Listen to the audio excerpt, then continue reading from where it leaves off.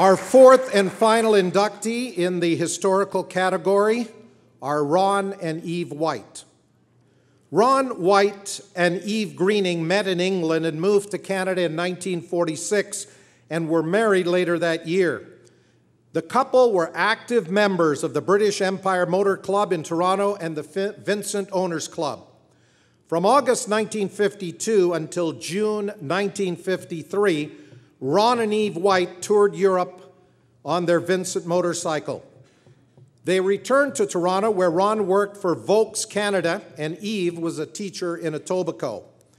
In September 1953, Ron became editor of the CMA News, a monthly newsletter which he would head up until 1957, when Eve took the reins until 1971. Ron raced scrambles and dirt track, served as president and road race referee. Eve served 17 years as membership secretary, editor, and member of the board of directors.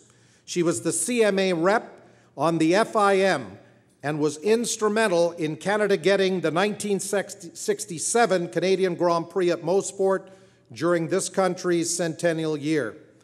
It is fitting that Corner 10 at Mosport is named in honor of Ron and Eve White, who disappeared in August of 1971 when the light aircraft in which they were returning to Toronto from Ohio went down during a storm.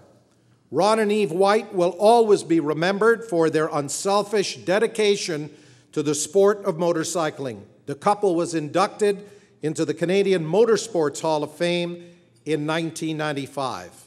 Ladies and gentlemen, George Davis, Graham Oates, Bill Sharpless, and Ron and Eve White are respectfully inducted here this evening in the historical category of the Canadian Motorcycle Hall of Fame.